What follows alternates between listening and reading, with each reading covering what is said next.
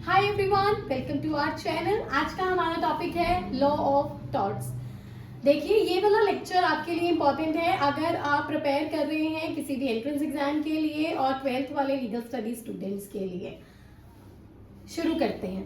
Law of torts. देखिए, जो word taught है ये आपके लैटिन वर्ड टॉटम से लिया गया है, जिसका मतलब होता है रॉन्ग। यानी कि टॉट is a civil wrong which gave rise to damages and those damages are unliquidated. Unliquidated damages are those damages जो आपने पहले से डिसाइड नहीं किए होते हैं, मतलब वो वाले damages जो हमने प्रीफिक्स नहीं है, आपने पहले से फिक्स नहीं किया है कि अगर कोई डैमेज हो जाता है तो सामने वाली पार्टी आपको कितना अमाउंट पे करेगा, उसे कहते हैं अनलिक्विडेटेड डैमेजेस। तो टॉर्ट्स में हमेशा फैक्ट्स एंड सर्कमस्टेंसेस के हिसाब से डैमेजेस डिसाइड होते हैं, तो हर एक केस के अलग अलग रहेंगे and those are not fixed. अगर हम टॉर्ट लॉ की बात करें तो टॉर्ट्स आपका इंटेंशनल भी हो सकता है और एक्सीडेंटल भी हो सकता है। इसके अपार्ट तीसरी कैटेगरी भी हमारे पास है जिसे हम कहते हैं स्ट्रिक्ट लाइबिलिटी, यानी कि चाहे एक्सीडेंटल है चाहे इंटेंशनल है, वी डोंट केयर, अगर ये दोनों भी नहीं है तो भी you will be strictly liable in certain cases. वो हमारा नेक्स्ट वीडियो का टॉपिक है। अगर हम सोर्स लॉ की बात करें तो टॉर्ट्स का जो मेजर सोर्स है वो है आपके डिसीजंस इंग्लिश कोड पर, क्योंकि जो टॉर्ट्स है आपका, इसे हमने किसी भी उससे नहीं बनाया है, यानी कि टॉर्ट आपका किसी भी लेजिस्लेटिव इनेक्टमेंट का रिजल्ट नहीं है। अब हम करेंगे डिस्कस इंटेंशनल टॉर्ट्स कौन कौन से होते हैं। ये हमारा आज का टॉपिक है, जो आपका दूसरा रह जाएगा उसे हम नेक्स्ट वीडियो में कवर करेंगे। इंटेंशनल टॉर्ट हमारे पास 6 तरीके के हैं जो हम आज डिस्कस करने वाले हैं। ये लिस्ट आपकी कंप्लीट नहीं है, इसमें 1-2 चीजें और ऐड की जा सकती हैं, बट ये आपके मेजर टॉपिक्स हैं जो इसमें हम कवर करके चलते हैं। जिसमें सबसे पहले आपका आ जाता है असॉल्ट। देखिए, व्हाट असॉल्ट मींस। असॉल्ट और बैटरी ये 2 ऐसे टर्म्स हैं जिनको हम एक साथ ही पढ़ते हैं। असॉल्ट के बाद assault is basically known as incomplete battery too. Example के साथ समझते हैं। असॉल्ट में आप सामने वाले के माइंड में एक फियर क्रिएट कर रहे हो that someone is about to get harm, या उसे कोई इंजरी होने वाला है। जब आप सामने वाले के माइंड में ऐसा कोई डर क्रिएट कर देते हैं तो उसे हम कहते हैं असॉल्ट। दैट मींस यहाँ पे आपका इंटेंशन है to create fear. Please note, यहाँ पे एक ही एसेंशियल एलिमेंट की बात कर रहे हैं, दैट इज इंटेंशन। बैटरी में इंटेंशन के साथ साथ पोजेशन भी आ जाता है, यानी कि ये जो डर आपने पैदा किया था सामने वाले के मन में, ये कंप्लीट हो रहा है। एग्जाम्पल दे देती हूँ। I have this pen with me. अगर मैं ये पेन आपकी तरफ पॉइंट कर रही हूँ कि ये पेन मैं आपके ऊपर फेंक दूंगी, तो आपके माइंड में एक डर क्रिएट हो जाएगा कि ये हमें लग सकता है, you are about to get harm, तो देन इट इज असॉल्ट। अब अगर यही चीज intention to create fear plus harm and possession, actual में कॉज करना हार्म, यानी ये डर को अगर हम रियलिटी में बदल दें तो वो हो जाएगा बैटरी। अब अगर यही पेन मैं आपकी तरफ थ्रो करती हूँ और आपको वो लग जाता है तो इट वुड बी बैटरी।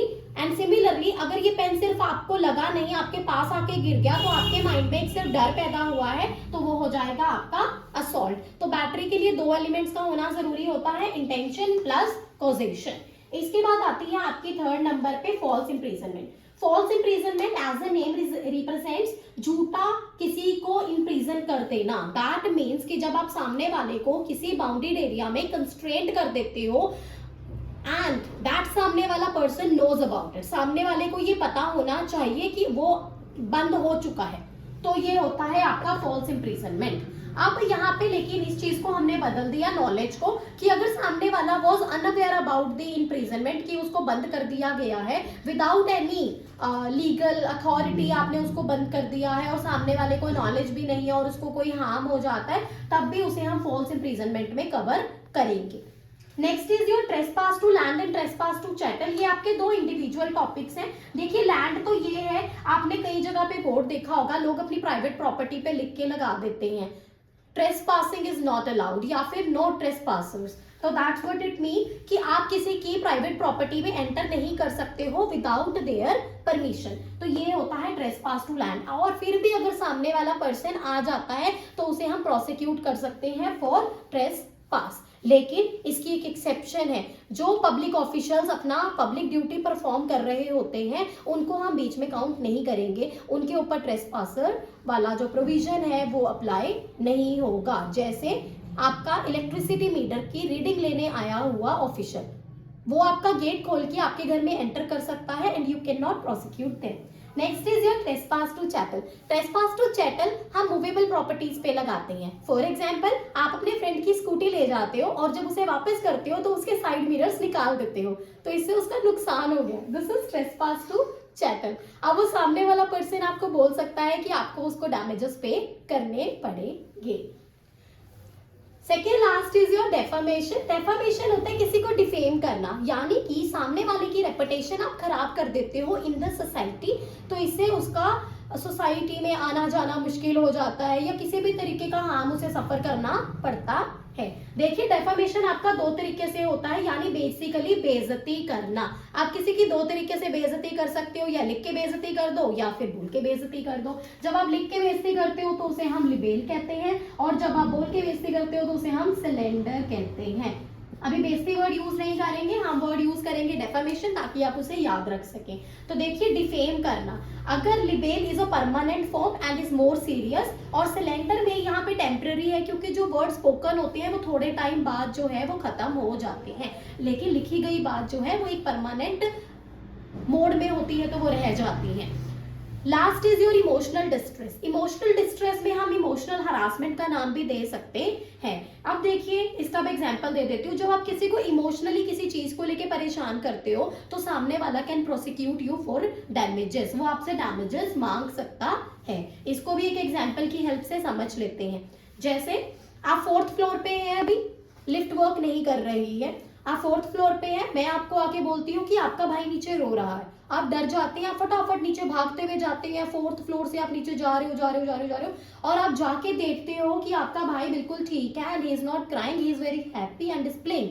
तो यहाँ पे आपको वो 4थी मंजिल से नीचे जाते हुए जो मेंटल ट्रॉमा फेस करना पड़ा, वो उसे कहते हैं इमोशनल डिस्ट्रेस। तो आप सामने वाले से इस चीज के लिए डैमेजेस मांग सकते हैं। ये था हमारा आज का टॉपिक, जो इसमें हमने इंटेंशनल टॉट्स को कवर किया है। आपको अगर अगले वाला वीडियो चाहिए, प्लीज डू कमेंट, उसमें हम आपके नेग्लिजेंस को कवर करेंगे, दैट इज एक्सीडेंटल टॉट्स, और उसके बाद होगा third type, that would be strict liability. Thank you so much for watching. Please like, share and subscribe.